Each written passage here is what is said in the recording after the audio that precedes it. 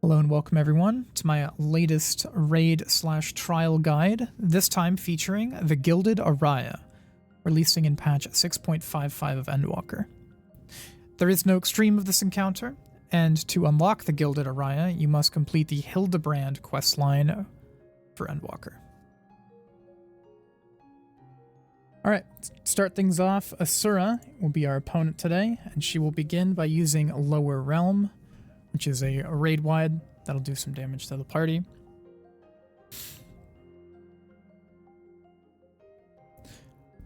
Asuri Chakra will spawn a series of donut AoEs all around the room. There will be several gaps between them that you can stand in, so just pick one and stay still. I got hit by this by moving away too early, so make sure you stand still and let it resolve. Next, Asura is going to use Cutting Jewel, which is a tank buster. It does cleave, I believe, so make sure you're not standing by the tank when this goes off. Next, Ephemerality will be used. This time, she will spawn a series of clones around the room. Each of them will have a circular AoE around them, so you want to make sure that you're avoiding all of them. There should be some spots up in melee uptime if you want to keep hitting the boss.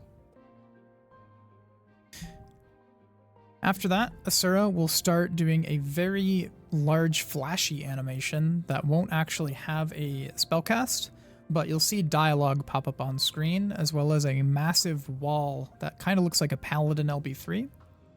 All she's doing is summoning an entity on the outside of the arena that's going to do a whole bunch of mechanics relative to her. Once the animation is done, she'll begin using a series of iconographies. The first will be Pedestal Purge, which is a large circular AoE. And with every mechanic she does with iconography, the entity on the wall will repeat it with Iconic Execution. This first one will be an AoE that we need to run away from, much like the circle AoE. The next iconography is Wheel of Deincarnation. This is a donut AoE, which means for Iconic Execution, we need to stand under the entity. And for the final one, it'll be a large line AoE called Bladewise. It's worth noting that the line AoE that comes from the boss is much smaller than the one that the entity will do. So you'll need to move out of the center of the arena when this happens. Okay, the next mechanic is the one that I noticed was killing a whole bunch of players. It's called 6 Bladed Khadga.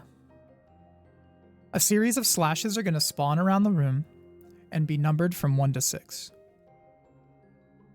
There is a very, very straightforward way to solve this, and I'm going to show it to you. As the blades are counting from 1 to 6, all you're really going to do is pay attention to the first 3, as they are going to repeat. The first will always be directly in front of her, and the second will be either directly left or directly right. To solve this, you're going to stand in the third slash, which will either be on a left or right. After the first 2 have gone off, let's say forward and then right, you will then move into the right slash, which will be the second one.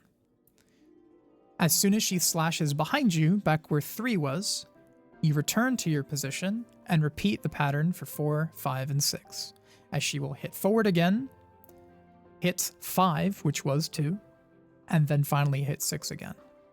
I'll play it through a couple times so you can see how I do it.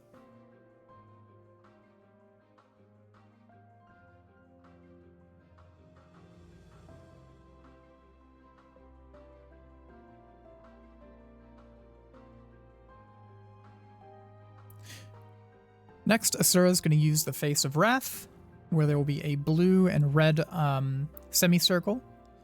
Whichever color flashed on your screen is the color you do not want to stand in, so just stand in the other color. I'm also going to show what happens if you get hit by each color. One of them makes your character do a stomping animation, and the other one makes you dance. But you're stunned during both of them, and you'll get hit by the next AoE.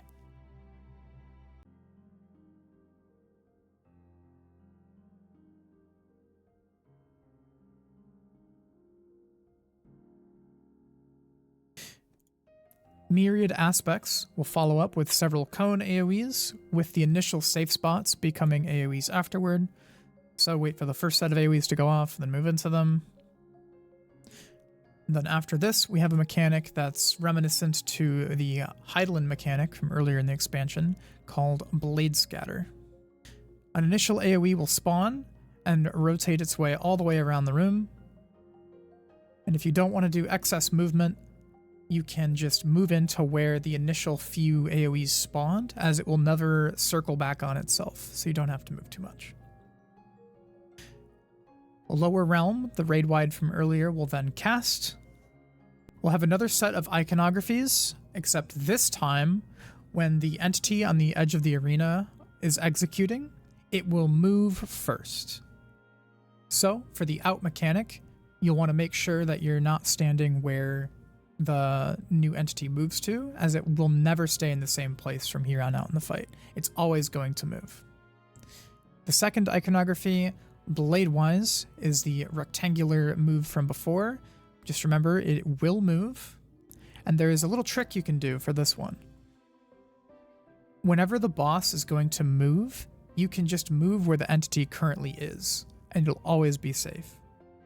And the final iconography, Wheel of Deincarnation, will be a in mechanic, except remember, the entity is going to move, so when it's casting Iconic Execution, it is not going off right away, and it has to teleport away and then resolve.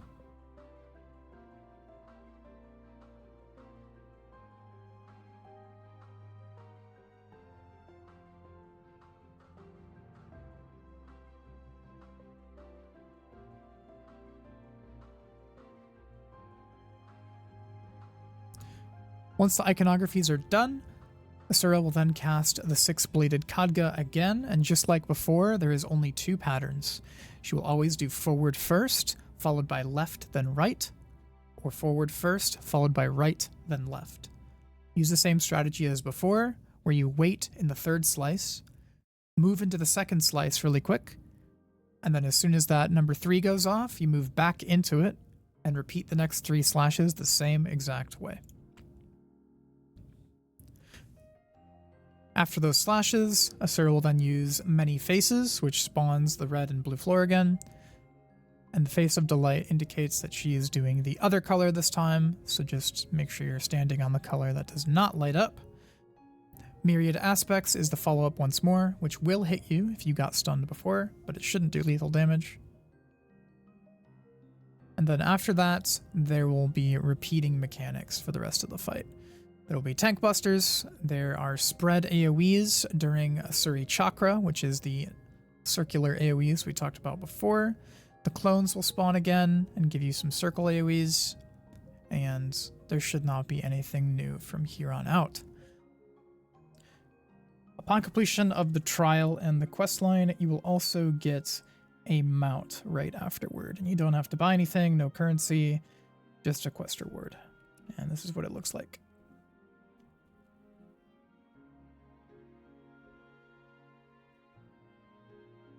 But thank you so much for watching this video. I appreciate you checking it out, and I hope that the new Manderville weapons were to your liking. I thought they were much better this time compared to the Baja weapons. But I stream full-time on Twitch at twitch.tv/AhriEffect. Would love to have you there. And we will be back in Endwalker having a raid guide for every single trial, like Ultimate, Savage, Extreme, you name it. This was 𝒕𝒄𝒉. You have a good one, and I will catch you on the next one. Bye-bye.